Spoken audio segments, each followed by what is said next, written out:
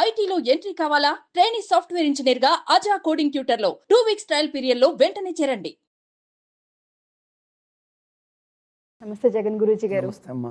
ఈ మధ్య కాలంలో మనం చాలా ఇష్యూస్ చూస్తూ ఉన్నాం బయట.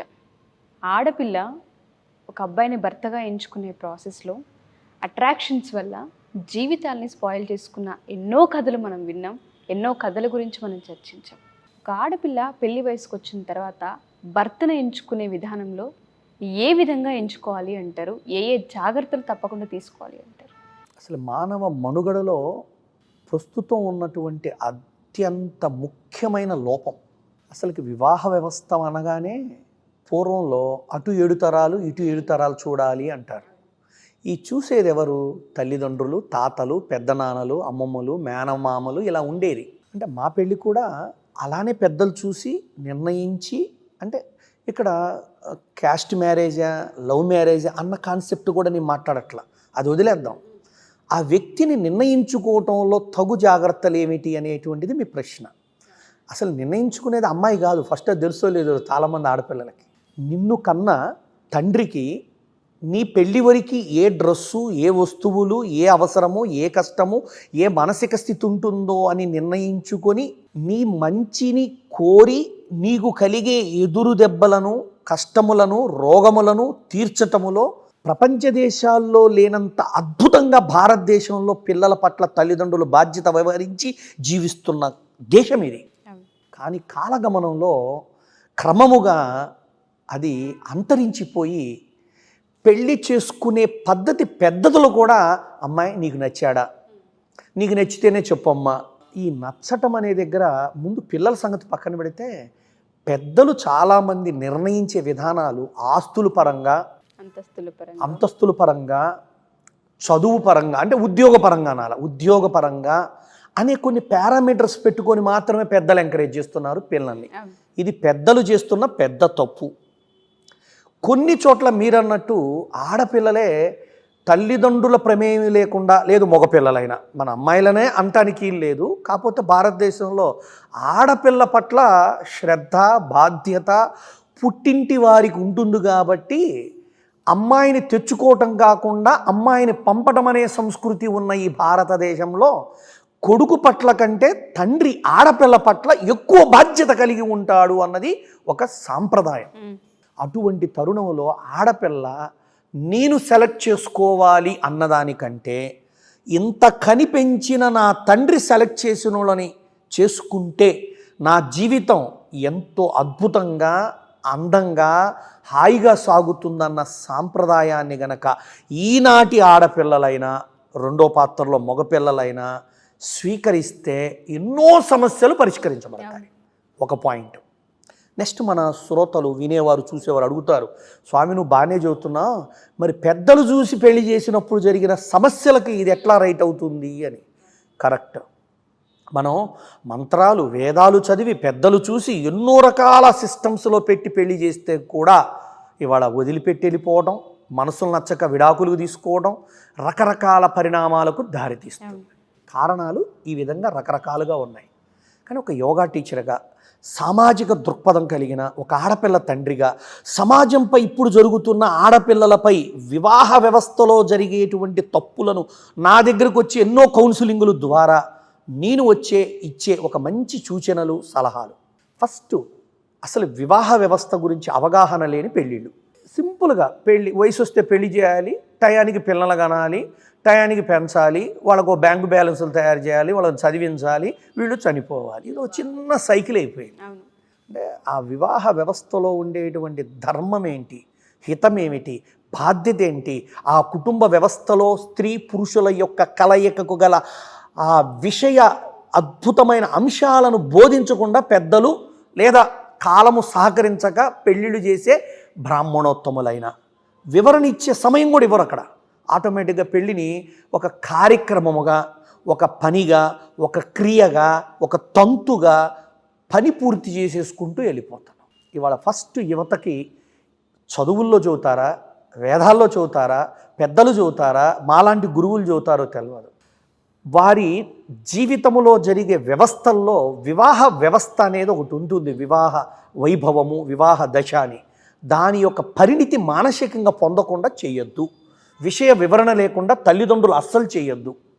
ఇవాళ మా నాన్నగారు ఒక మాట అంటాడు, మన ఇంటికి మనల్ని నమ్మి వచ్చిన ఆడపిల్ల అయిన నీ భార్యని ఎంత వీలైతే అంత జాగ్రత్తగా, నువ్వు ఎంత ప్రేమగా బాధ్యతగా చూసుకోగలవన్నదే నీ కుటుంబ వ్యవస్థ అనేది ఆధారపడి ఉంటుంది అన్నాడు. అంటే ఒకవేళ ఇన్ని పాఠాలు చదువుతుంటాను, నాకేదో కోపం వచ్చి ఇంకోటో నా భార్యను మనసు విరిగిపోయేటట్టో ఏదో చేసి పంపించి వెళ్ళిపోతే అది వ్యవస్థ కరెక్ట్ కాదు.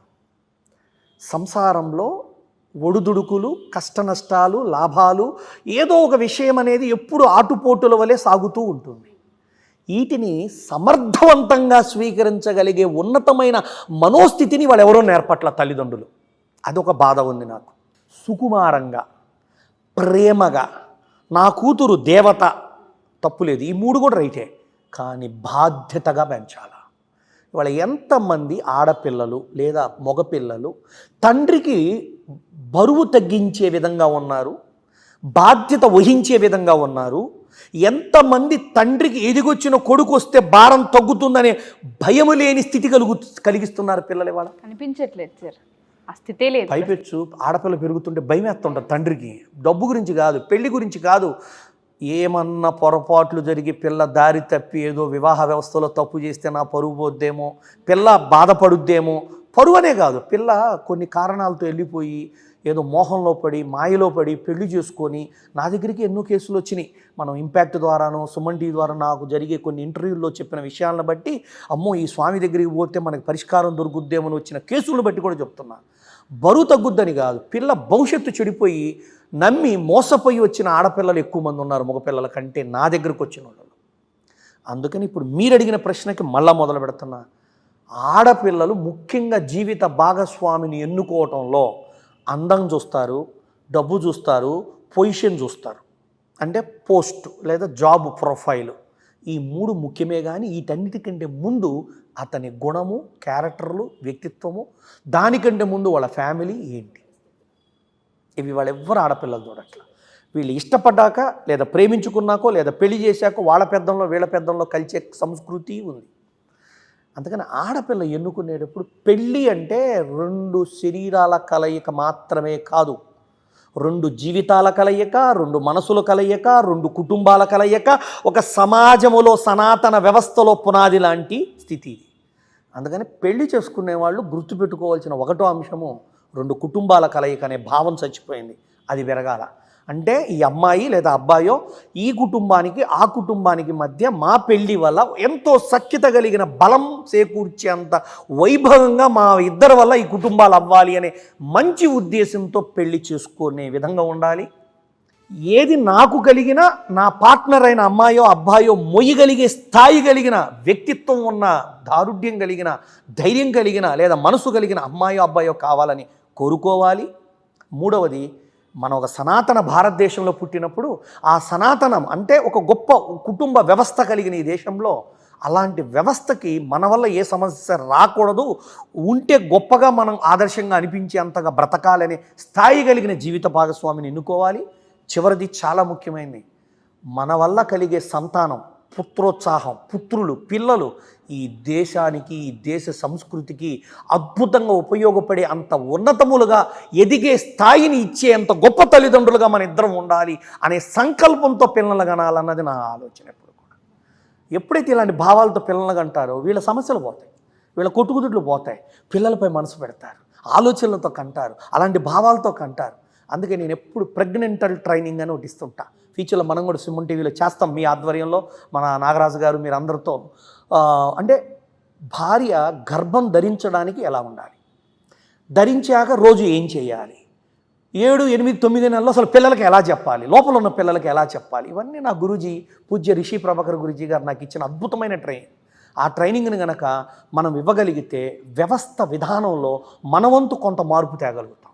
కాబట్టి ఆడపిల్లలు రంగు, పిల్లల జాబులు, ఆస్తులు, పాస్తులతో పాటు చూసుకోవాల్సిన ఈ 4 భావాలు: 1 మనసుల కలయిక, 2 కుటుంబాల కలయిక, 3 పుట్టబోయే పిల్లల యొక్క దశ దిశ భారతదేశానికి ఉపయోగపడే స్థాయి గల పిల్లలను కనాలనే ఉద్దేశం, 4 అన్నిటికంటే ముఖ్యమైనది, సమాజం మనను ఒక ఆదర్శవంతమైన దంపతులుగా తీర్చిదిద్దుకున్నారు, వీళ్ళు గొప్పగా ఉన్నారు. కలికాలంలో కూడా ఎన్నున్నా వాళ్ళిద్దరి మధ్య ఒక సఖ్యత కలిగిన ఆదర్శ దంపతులు అనిపించే స్థాయి గల మనోవ్యవస్థ మనలో ఉండాలని 4వ స్థాయి కలిగిన విధంగా వెళ్ళగలిగే పార్ట్నర్ని ఎన్నుకోవటం మంచిది అన్నది నా అభిప్రాయం. అయితే ఇక్కడ ఒక మాట అంటారు, ఇవన్నీ మాకు ఎట్ట తెలుస్తాయి గురువుగారు అని. అందుకే పెద్దలు, పెళ్ళిళ్ళు అంటే పెద్దలుండి చేసే, అందుకే అంటారు పెద్దల ఆశీర్వచనాలతో, భూమి ఆకాశాల మధ్య, వేద మంత్రాలతో, పచ్చని తోరణాల మధ్య సర్వము మీ యొక్క జీవిత దాంపత్యాలు సవ్యంగా సాగిపోయే సంస్కృతి కలిగిన పద్ధతిలో వైవాహిక జీవితంలో ఉండడానికి కావాల్సిన వివాహ వ్యవస్థని గౌరవించాల్సిన బాధ్యత వాళ్ళ యువతకు ఉంది. అందుకని అలాంటి పేరెంట్స్ ఉండడం అదృష్టం, వాళ్ళు చెప్పింది పాటించడం అనవసరం. వాళ్ళు చేసినా నువ్వు చేసుకున్నా నేను చెప్పిన 4 నియమాలు నువ్వు కనుక నిర్ణయించుకొని భార్యనో భర్తనో ఎన్నుకుంటే బాగుంటుంది. చివరిగా చెబుతున్నా, ఆడపిల్ల ఒక పుట్టింటి నుంచి మెట్టింటికి వచ్చినాక ఆ కుటుంబ వ్యవస్థని, ఆ ఆర్థిక పరిస్థితుల్ని, అక్కడుండే వ్యక్తుల మనస్తత్వాలని ఫస్ట్ అర్థం చేసుకోవటం ప్రయత్నించి ప్రారంభించి క్రమముగా తన భావాలను వాళ్ళతో అయినా వాళ్ళ భావాలను తన భావాలుగా అయినా మరుల్చుకోగలిగే ఉన్నత తత్వంతో వస్తేనే ముందుకు సాగుతుంది. కానమ్మా ఈ రోజుల్లో నా ఫీలింగ్ ఇంతే, నా బతుకు ఇంతే అంటే కుదరదు. ఒక ఎగ్జాంపుల్, ఒక ఆమె వచ్చింది, ఏమని అడుగుద్దంటే, ఏమండి మా కోడలు 9ంటికి లెగుస్తుందండి అంది. అయ్యో ఏమ్మా మరి పొద్దున్నే లెగవాలి కదండి అంది. ఏం పోనీలమ్మా మీ అబ్బాయికి ఏమైనా ఇబ్బంది ఉందని. ఏం లేదండి పర్వాలేదు, కానీ లెగవాలి కదండి వ్యవస్థలో అట్లా అన్న. ఎంతమంది పిల్లలమ్మా అన్న అంటే, ఒక కూతురు ఒక కొడుకు అండి. మరి కూతురుకు పెళ్లి చేశానండి. అల్లుడు చాలా మంచోడండి, ఎంత బాగా చూసుకుంటాడో తెలుసా అండి. అమ్మాయి అడిగింది ఏది కాదన్నాడండి, కానీ వాళ్ళ ఇంట్లో అమ్మాయిని దేవతలాగా చూస్తారండి. అంటే ఎట్టమ్మ దేవతలాగా అంటే ఎట్టా, గుడి కట్టారా, హారతలు ఇస్తున్నా? కాదు స్వామి, అసలుకి మా అల్లుడు దేవుడండి, మా అమ్మాయిని అసలుకి ఎట్ట చూస్తాడండి. దాని దుంపతగా దాని అదృష్టం ఏంటో, అక్కడ 9ంటికి లేచినా ఏమనరండి అని మొదలుపెట్టి. అంటే నీ కూతురు 9ంటికి లేస్తే నీకు తప్పు కాదు, నీ కోడలు 9ంటికో 8ంటికో లేటుగా లెగిస్తే తప్పు. ఈ భారతదేశం మారేది ఎప్పుడంటే, అత్తల కోణంలో కూడా చెబుతున్నా, కోడల్ని కూతురుగా చూడగలిగిన రోజున భారతదేశంలో కొన్ని 100 కుటుంబాలు సెట్ అయిపోతాయి. ఆ స్థితి పరిస్థితి ప్రతి అత్త కూడా అవగాహన చేసుకోవాలా, ప్రతి కోడలు కూడా అవగాహన చేసుకోవాలా. అందుకనే ఇవాళ ఆడపిల్ల అనంగంలో నాకు ఎప్పుడు ఇష్టం. ఎందుకంటే తను పెరిగిన ఊరు, పెరిగిన మనుషులు, వాతావరణం, రుచులు, అభిరుచులు, కోరికలు అన్నీ ఒక మట్టంలో పెళ్ళి అనే తంతుతో ఒక విధానంలో వదిలిపెట్టి వచ్చి కొత్త ప్రపంచంలోకి వచ్చి బతుకుతుంది. కాబట్టి ఆడపిల్లకు అనుకూలంగా ఉండాలన్నది నా ఆలోచన. ఆ స్థితి కనుక కట్టుకున్నవాడు, ఆ కట్టుకున్నోడిని కన్నవాళ్ళు అర్థం చేసుకుంటే కనుక ఆడపిల్ల ఆ ఇంట్లో వీళ్ళందరినీ అద్భుతంగా పిల్లల్లాగా చూసి టయానికి వండి పెడుతుంది. మనం అది రూలుగా, హక్కుగా మార్చొద్దు. కోడల్ని ఎప్పుడూ కూడా ప్రేమగా మార్చాలా, ఇష్టంగా మార్చాలా, మాటలతో మార్చాలా. అంతేగాని మీరు రూలుగా ఖండించినట్టుగా చెబితే వినే సమాజం మారిపోయింది. ఆ రోజుల్లో మా అమ్మగారి పెళ్లి రోజుల్లోనూ వాళ్ళ అమ్మగారి పెళ్లి రోజుల్లోనూ ఏం పెడితే అది, ఏం చెబితే అది కోడళ్ళు అత్తల మధ్య జరిగేది. వాళ్ళ అత్త కోడళ్ళు స్నేహంగా ప్రేమగా ఆప్యాయతగా ఉండి జరుపుకుంటూ వెళ్తే చాలా బాగుంటుంది.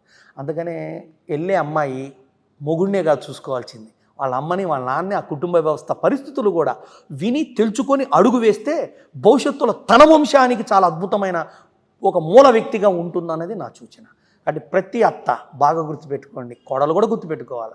మీ కోడల్ని మీరు కూతురుగా చూడటం మొదలు పెడితే నీ కూతురు కంటే ఎక్కువ చూసుకుంటుంది అన్నది నా వ్యక్తిగత అభిప్రాయము.